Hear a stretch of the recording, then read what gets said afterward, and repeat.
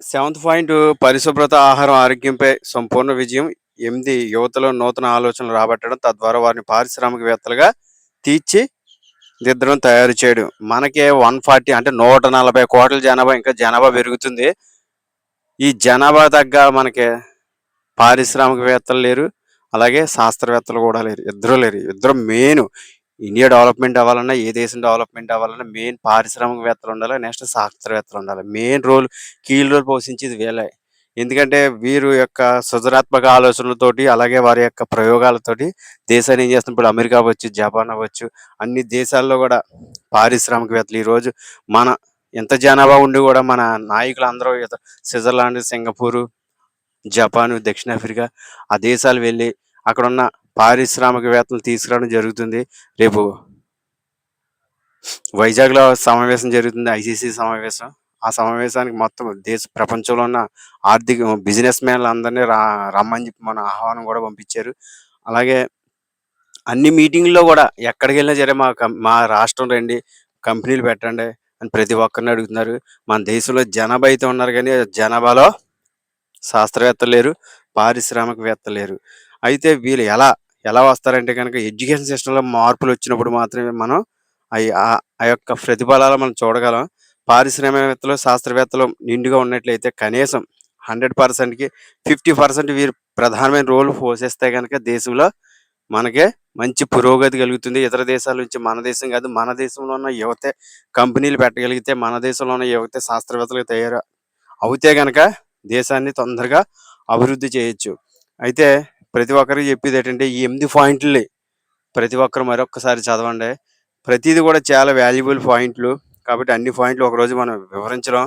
ఈరోజు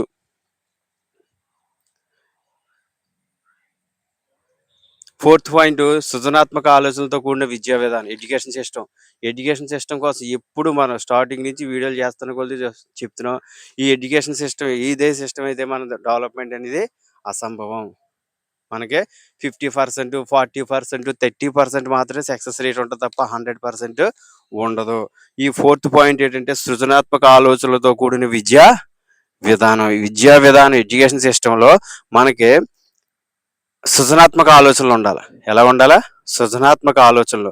ఎప్పుడైతే స్టూడెంట్‌లో ఉన్న ఆలోచనలు మనం బయట పెట్టగలుగుతామో అప్పుడు మనం సక్సెస్ అవుతాం.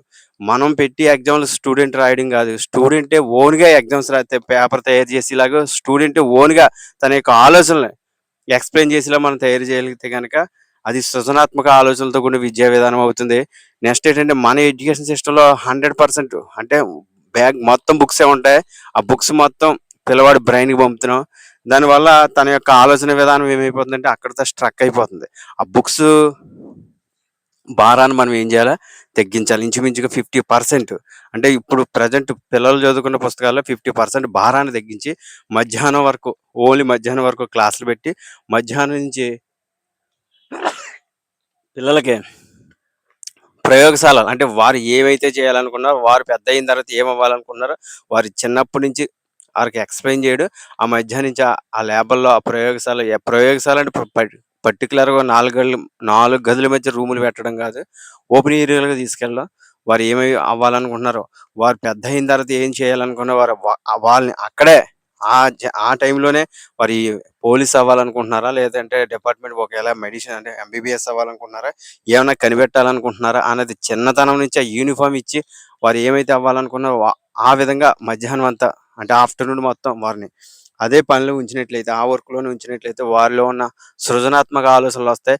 డిగ్రీలు, పీజీలు చదివిన తర్వాత మళ్ళీ 2, 3 సంవత్సరాలు జాబ్‌కి తిరిగిన తర్వాత అప్పుడు సక్సెస్ అయిన తర్వాత జాబొచ్చిన తర్వాత వారు సెటిల్ అవుతున్నారు. అలా కాకుండా మార్నింగ్ షిఫ్ట్‌లో క్లాసులు చెప్పి, ఆఫ్టర్‌నూన్ షిఫ్ట్‌లో వారు ఏమైతే చేయాలనుకుంటున్నారో ఆ విధానం వారిని ఎంకరేజ్ చేసినట్లయితే వారు స్టార్టింగ్ నుంచి ఏమవుతారంటే సక్సెస్ అవుతారు. జాబ్ కోసం స్పెషల్‌గా మళ్ళీ ఎడ్యుకేషన్ అయిపోయిన తర్వాత స్పెషల్‌గా జాబ్ కోసం ఎదురు చూడక్కర్లేదు. ఎడ్యుకేషన్ జరుగుతూ ఉండగానే వారి గోల్ అంటే వారు ఏమవ్వాలి అనుకుంటున్నారో, వారు ఏంటి అనేది ఒక పేపర్ వారినే రాయమని చెప్పి, వారినే దీన్ని ఎలా నీ గోల్ ఏంటి? నీ ఆశయం ఏంటి? నీలో ఉన్న స్కిల్స్ ఏంటి? నీ అభిరుచులేంటి తెలిసి వారినే పేపర్ మీద రాయమని చెప్పి, వారినే మళ్ళీ నువ్వు దీన్ని ఎలా రీచ్ అవుతావు? దీన్ని ఎలా సక్సెస్ సాధించాలనుకుంటున్నావు? అని చెప్పి వారిలో ఉన్న సృజనాత్మక ఆలోచనలు గాని మనం బయటికి తీయగలిగితే గనక మన అద్భుతాలు చూస్తాం. వేల సంవత్సరాలు, వందల సంవత్సరాల నుంచి జరగని సక్సెస్ రేటు ఒక్క సృజనాత్మక ఆలోచనలతో కూడిన ఎడ్యుకేషన్ సిస్టమ్‌లో అయితే మన రేటింగ్ చాలా 100% డెవలప్‌మెంటే చూడొచ్చు. కాబట్టి సృజనాత్మక ఆలోచనతో కూడిన విద్యా విధానం. ఎవరెవరో రాసిన పుస్తకాలు, ఎక్కడెక్కడో రాసిన పుస్తకాలు లక్షలు లక్షలు నేను జీరో బేస్డ్ అంటే జీరో బడ్జెట్ విధానాలని మనం కొత్తగా ఒకటి తీసుకురాబోతున్నాం. ఏంటంటే తక్కువ బడ్జెట్‌తో ఎక్కువ రిజల్ట్ వచ్చేలాగా ఎడ్యుకేషన్ సిస్టమ్‌లో అవ్వచ్చు, హెల్త్ సిస్టమ్‌లో అవ్వచ్చు, డెవలప్‌మెంట్ సిస్టమ్ అన్ని సిస్టాల్లో కూడా తక్కువ బడ్జెట్ ఎక్కువ రిజల్ట్.